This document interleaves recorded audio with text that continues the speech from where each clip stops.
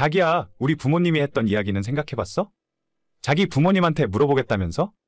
생각은 해봤는데 그렇게까지 무리해서 집을 사야 할까? 우리 나이도 얼마 안 됐는데 전세 사는 게 낫지 않아? 나는 대출 많이 받는 것도 너무 부담스러워. 그러니까 너랑 나랑 돈을 반반씩 대고 사자니까. 전세 살기 시작하면 돈 못 모아. 2년마다 전세금 올려줘야 하고 그 사이에 집값은 2배로 뛰어있다니까. 뭐가 됐건 대출 받을 수 있는 만큼 받아서 집을 사는 게 낫지. 그래도 전세 살면 2억 5천이면 되잖아. 그 정도면 오빠랑 내가 가진 돈에 조금만 보태면 되는데. 4억은 좀 무리라고 생각해. 대출만 2억을 받아야 하잖아. 2억 빌려봤자 한 달에 얼마 되지도 않아. 너 1억 있다면서? 나도 엄마한테 얘기하면 1억은 해주실 거고 나머지는 은행에서 대출 받자. 요즘 그 정도 대출 안 받는 사람이 어딨어? 오빠 진짜 간도 크다. 2억을 어떻게 그렇게 쉽게 이야기해? 우리 부모님도 그 정도 대출은 받아본 적 없으시대. 아직 우리 애도 없으니까 맞벌이해서 빨리 갚아버리면 돼. 둘이 같이 버니까 5년이면 다 갚지 않을까? 그거야 오빠 하기 나름이겠지. 나는 지금까지 1억이라도 모았는데. 오빠는 회사 생활 6년 했으면서 1,000만 원도 없잖아. 그거야 내가 차를 샀으니까 그렇지. 덕분에 너도 데이트할 때 버스 안 타고 좋았잖아. 원래 이 나이에 차 사면 돈 얼마 못 모으는 게 맞아. 할부금 내야지. 보험료에 기름값 들지. 내가 돈을 어떻게 모았겠어? 그래, 그건 이해하는데. 내가 하고 싶은 말은 우리가 결혼해서 맞벌이 한다고 해도 오빠 생각처럼 그렇게까지 여유가 생기진 않을 거라는 소리야. 왜? 우리 둘이 한 달에 600만 원 넘게 벌잖아. 2억 대출 받아도 100만 원 정도 이자 갚고 한 200만 원으로 생활비 쓰면 한 달에 300만 원씩 모을 수 있을 것 같은데. 그러면 1년에 원금 4천씩 갚을 수 있잖아. 넉넉 잡고 5년이면 대출 다 갚겠다. 어휴, 그게 그렇게 계산처럼 딱딱되면 얼마나 좋겠니? 아무튼 집에 대해서는 조금 더 생각해보자. 우리 엄마 아빠가 1억 보태준다고 할 때 그냥 사자니까? 전세 산다고 하면 그만큼 안 줄 수도 있어. 그거야 내가 1억이 있으니까 어머님 아버님께서 똑같이 맞춰주시는 거지. 아 몰라, 나 진짜 대출은 신중하게 하고 싶은데. 그냥 전세 살면서 돈 모아서 집 사도 되겠구만. 전세 살다 보면 돈 모으는 속도보다 집값 오르는 속도가 더 빠르다니까? 내 말을 한번 믿어봐. 일단 알겠어. 저는 지금으로부터 2년 전에 결혼 준비를 하고 있었어요. 당시에 만나던 남자친구가 무조건 집을 사자고 밀어붙였습니다. 제가 모은 돈 1억, 그리고 남자친구 부모님이 1억을 보태주신다고 했고 25평 아파트 매매 가격이 4억 초반이었습니다. 전세로 살면 크게 대출 안 받아도 되는데 집값의 절반이나 대출을 받는 것이 못마땅했지만 결국 남자친구 말대로 집을 사게 되었어요. 다만 제가 대기업 계열사를 다니고 있었고 남자친구의 직장은 중소기업이라 은행 대출을 제 앞으로 하는 것이 유리하더라고요. 결혼식을 3달 남겨두고 집을 샀는데 우리가 사자마자 집값이 뚝 떨어졌습니다. 야, 오늘 부동산 봤어? 3억 8천에 거래됐더라. 심지어 우리 집보다 높은 층인데. 이게 무슨 일이지? 아 몰라, 아무래도 옆 동네에 신축 아파트 분양하는 것 때문에 그런 것 같은데. 우리가 사자마자 2달 만에 2천 넘게 빠지는 게 말이 되는 건가 싶네. 아직 들어가서 살지도 못했는데. 2천만 원 너무 아깝다 진짜. 어떻게 하지? 괜히 샀네. 뭘 어떻게 해? 지금 샀으면 돈 아낄 수 있었겠지만 이미 저질러버린 거니까. 그냥 수습하면서 살아야지. 아, 2달 전에 서둘러서 사지만 않았어도 지금 2천은 넘게 돈 아낀 거 아냐. 너가 끝까지 사지 말자고 말렸어야지. 이걸 지금 내 탓을 한다고? 난 전세 살자고 했던 사람이잖아. 물론 그렇긴 한데 결국에 사자고 결정한 건 내가 아니라 너라니까. 그래서 대출도 너 앞으로 되어 있잖아. 와 진짜 어이없네. 나는 오빠가 집 사자고 해서 오빠 이야기 들어준 죄밖에 없어. 아 몰라. 우리 지금 그냥 이 집 팔고 다시 살까? 뭔 소리야. 세금이랑 복비도 다 냈는데. 2천 때문에 집 팔고 다시 사자고? 그 손해가 더 크겠다. 아니지. 이 집은 너가 샀으니까 너가 책임져. 나는 우리 엄마 돈 1억만 다시 돌려주면 돼.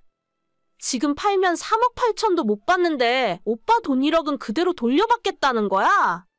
나 혼자 손해 다 뒤집어 쓰라고? 그럼 어떡해? 아직 나는 그 집에 들어가서 산 적도 없는데. 내 돈은 그대로 돌려받아야지. 지금 농담하는 거지? 아니, 아까 우리 엄마가 그러던데. 집값 더 떨어지기 전에 지금 팔라고. 너가 대출 받고 너 명의로 샀으니까 책임도 너가 지는 게 맞잖아. 그게 내가 좋아서 그런 거야? 대출 심사 때문에 어쩔 수 없었잖아. 그래서 옛말에 어른들이 명의는 함부로 쓰는 거 아니라고 하셨잖아. 너가 너 이름으로 샀으니까 책임도 너가 지는 거지. 와, 진짜 어이없네. 나 이거 다 못 줘. 아니, 이 집 절대 이대로 손해보곤 못 팔아. 팔든 말든 나랑 상관없는데. 우리 엄마 돈 1억만 돌려주면 된다니까. 기다려봐. 내가 내일 변호사 상담 받을 테니까. 그리고 나서 어떻게 할지 생각해볼게. 결국 그때 집값이 갑자기 떨어지는 바람에 남자친구와 크게 다투고 결혼도 없던 일이 되어버렸어요. 집을 사고 싶다고 할 때는 온갖 사탕발림으로 좋은 말만 하더니 조금 떨어지자마자 저보고 그 손해를 다 뒤집어 쓰라는 말이 너무나도 황당했습니다. 오만정이 떨어져서 결혼은 없던 일이 되었고 저희 부모님한테 이야기했더니 손해를 제가 다 보는 건 말이 안 되는 소리라고 하시네요. 어차피 제 이름으로 대출도 받았고 세금이며 부대비용 쓴 것도 있어서 이대로 손해보고 팔아버리긴 아까웠어요. 결국 부모님이 돈을 빌려주셔서 1억에서 1,000만 원을 제한 9천만 원을 남자친구에게 돌려주고 저희 결혼은 없던 일이 되었습니다. 저도 25평 아파트에서 혼자 궁상맞게 살 이유는 없어서 전세를 줘버렸고 그리고 2년 정도의 시간이 흘렀네요. 그동안 많은 일들이 있었고 저는 새로 좋은 사람을 만나서 다시 결혼을 앞두고 있어요. 그 사이에 떨어졌던 집값은 금방 원상 회복을 하고 지금은 오히려 더 올라서 5억을 훌쩍 넘어서 가장 최근 거래 가격은 5억 6천이었어요. 다음 달에 결혼식을 올리면 그곳에 들어가서 신혼생활 시작할 생각이었죠. 그런데 2년 전에 헤어진 전 남친에게 얼마 전 뜬금없는 연락을 받게 되었습니다. 오랜만이네. 잘 지냈어? 너 결혼한다는 소식 들었어. 오랜만이네. 그동안 연락 한 통 없더니 무슨 일이야? 아니, 별일은 아니고 너 결혼 축하한다고 말해주고 싶어서. 응, 고마워. 오빠도 좋은 여자 만나서 빨리 결혼해야지. 그러게, 난 너랑 헤어지고 아직 좋은 사람을 못 찾았어.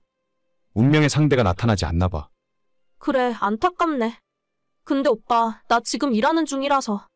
별로 중요한 할 말 없으면 이만 가볼게. 그리고 혹시라도 지금 남자친구가 오해할 수 있으니까 앞으로 연락은 안 해줬으면 좋겠어. 축하해줘서 고맙고 오빠도 잘 지내. 아니, 내가 뭘 어쨌다고. 야, 내가 미련이라도 남아서 연락한 줄 아냐? 오늘 보니까 집값 많이 올랐더라. 내가 사자고 했으니까 나한테도 지분이 있는 건 알지? 뭐? 그때 헤어지면서 9천만 원 돌려줬잖아. 아니, 계산은 똑바로 해야지. 난 애초에 그 집에 1억을 투자했어. 그리고 지금 5억도 넘었는데 나한테 수익의 절반은 줘야 할 거 아니야? 진짜 뭔 헛소리를 하는 거야. 내가 너한테 돈을 왜 줘? 더도 말고 덜도 말고 그때 못 돌려받은 1,000만 원이랑 집값 오른 돈에서 5천만 원만 더 받을게. 합쳐서 6천, 딱 여기서 우리 지분 정리하고 끝내자. 그때 9천 주고 우리 계산은 끝났어. 구질구질하게 이러지 말자. 그건 너 생각이고 나 아니었으면 너가 그 집을 샀을 것 같아? 아무튼 6천만 원 안 주면 고소할 테니까 그렇게 알고 있어. 고소? 그래, 맘대로 해봐. 고소 좋지? 너 근데 하나만 알고 둘은 모르는구나? 모르긴 뭘 몰라. 세상 물정 모르고 계산할 줄 모르는 건 너지. 너 내가 결혼한다는 소식은 용케 주워들었는데 누구랑 하는지는 모르고 있나 봐. 뭐? 누군데? 나라님이라도 되냐? 2년 전에 너랑 파혼할 때 내가 변호사 상담 받는다고 했지? 그때 상담 한 번 해주고 그 이후로도 문제 해결하는데 너무 친절하게 도와주시더라. 상담료도 안 받으시길래 고마워서 밥 한 번 사드리고 하다가 그 인연으로 지금까지 만났어. 너가 변호사랑 결혼한다고? 생각해보면 이것도 너 덕분이네. 내가 집 산 것도 너 덕분이고 좋은 남자 만난 것도 너 덕분이고. 왜? 나한테 아까처럼 계속 돈 달라고 해봐. 아니다. 내가 똥이 무서워서 피하냐? 더러워서 피하지. 더러운 게 누군지 모르겠네. 한 번만 더 이런 일로 돈 뜯어내려고 연락하려면 나 말고 내 남자친구랑 이야기하면 될 거야. 법률 상담 필요하면 언제든지 이야기하고, 알겠지? 그때 헤어지고 우연한 계기로 지금의 남자친구를 만나게 되었어요. 좋은 인연으로 만나서 출발한 건 아니지만 조심스럽게 사귀다가 결국 결혼까지 하게 되었습니다. 이렇게 생각해보면 헤어진 전 남자친구가 제게는 귀인이나 마찬가지네요. 집도 갖게 해주고 좋은 남자도 만나게 해줘서 조금이나마 고마운 마음을 가져야겠습니다. 물론 고마운 마음이랑 동계사는 별개라서 한 번만 더 돈 달라고 질척대면 바로 홍구멍을 내줘야겠어요. 너 오늘은 집에서 뭐 하고 있니? 아직도 계속 놀고 있는 거냐? 너 언제까지 그렇게 집에만 있을 거야? 어머님, 저는 결혼 전에 분명히 집에서 살림만 하겠다고 말씀드렸어요. 제가 강아지도 2마리 키우기 때문에 집에서 애들이랑 있어주지 않으면 안 돼요. 그건 알지. 그런데 너도 한번 입장 바꿔 생각해봐라. 너가 애를 낳는 것도 아니고 네 남편은 쇠가 빠지게 일하느라 삐쩍 말랐는데 너는 집에서 놀고 있으니 지켜보는 내 입장에서 마음이 편하겠니? 아이 없이 살기로 한 거 남편도 다 동의하고 결혼한 건데 대체 왜 이러시는 거예요? 제가 나가서 일을 안 한다고 해서 돈을 못 벌어오는 것도 아니고 저 혼자서 집안일 다 하고 있잖아요. 어머님도 평생 전업주부로 사셨으면서 대체 제가 왜 못마땅하신 건데요? 나는 그냥 너가 아까워서 그렇지.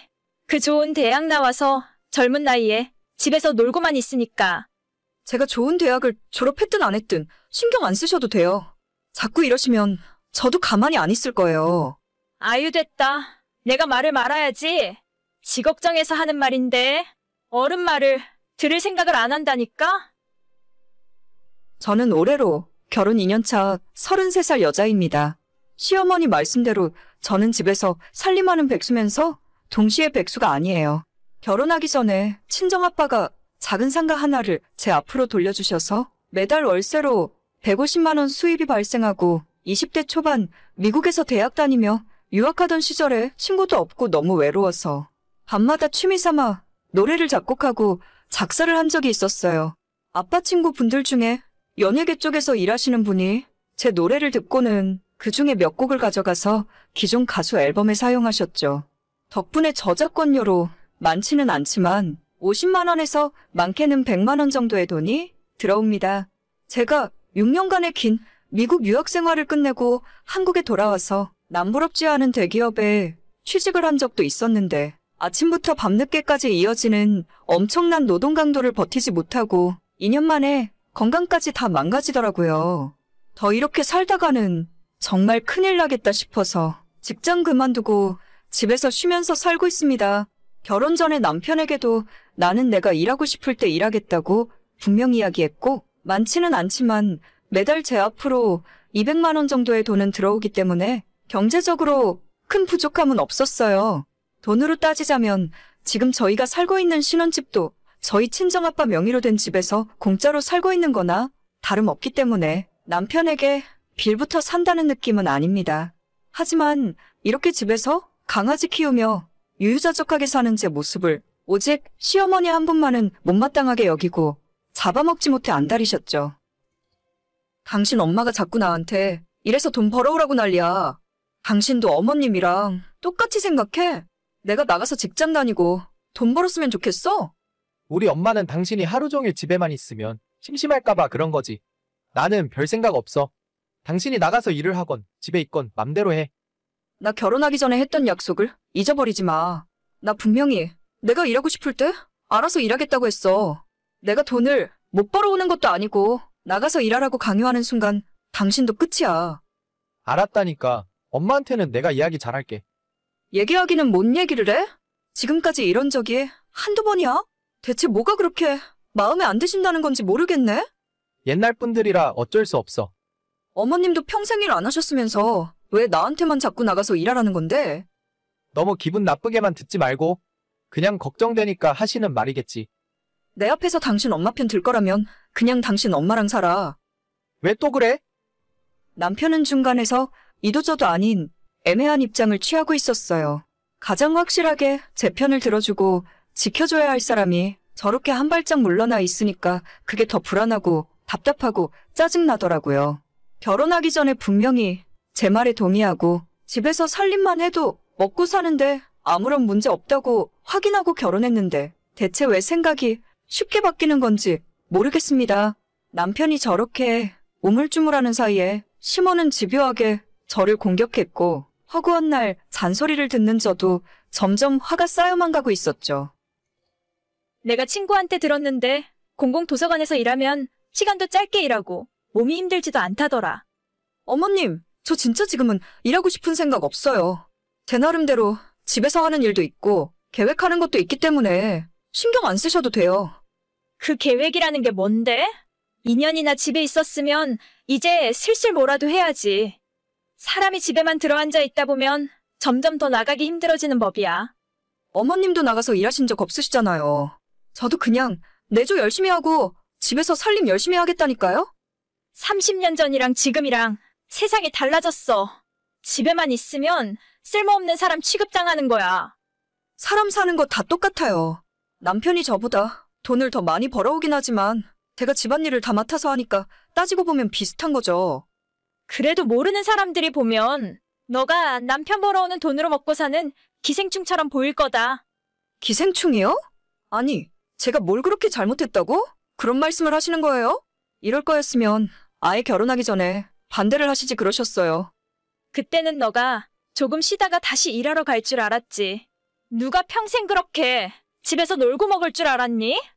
나가서 돈 한 푼 안 벌어보고 기생충처럼 집에서 놀고 먹은 건 어머님이죠.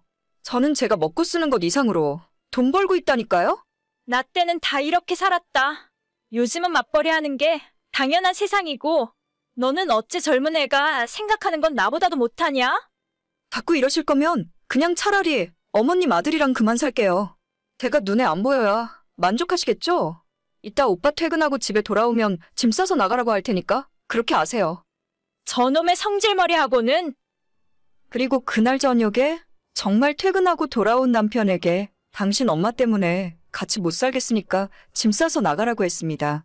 남편은 영문도 모른 채 쫓겨나면서 뭐가 어떻게 된 일이냐고 물었고 저는 낮에 어머님과 나눴던 카톡 내용도 보여주고 더 이상 당신이 벌어오는 돈으로 먹고 사는 식충이처럼 보이기 싫으니까 이혼을 하던지 각자 알아서 따로 살자고 했죠.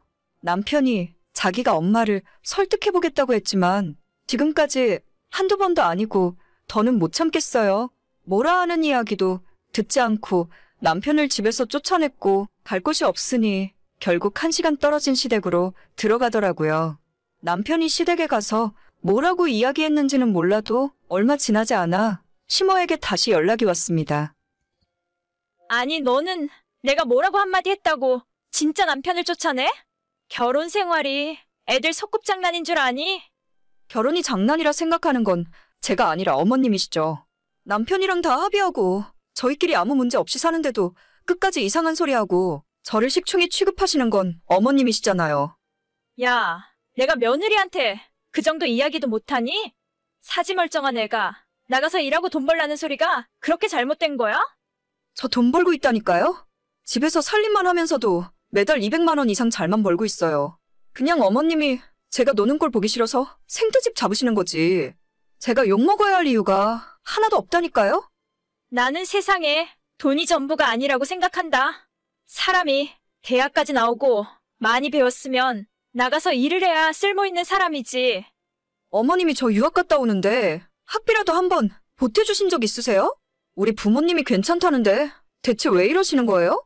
아, 됐고. 어차피 이혼할 거니까 앞으로 저한테 이딴 소리 하지도 마세요. 너한테는 이혼이 그렇게 쉽니? 둘이서 가정 이루고 살기로 했으면 무슨 일이 있어도 끝까지 잘 살아야지. 네 남편 지금 돌려보낼 테니까 너도 내 이야기 한번 잘 생각해봐라. 당장 내가 하는 소리가 듣기 싫더라도 너한테 다 도움되는 소리야. 뭐래? 남편이랑 제가 문제 있어서 이혼하는 게 아니라 아줌마 며느리로 더 이상 못 살겠다고. 집 현관문도 절대 안 열어줄 거니까 은근슬쩍 돌려보낼 생각하지 마세요. 나가서 일 잘하고 뼈 빠지게 일해서 돈 벌어오는 며느리한테 새 장가 드리시고요.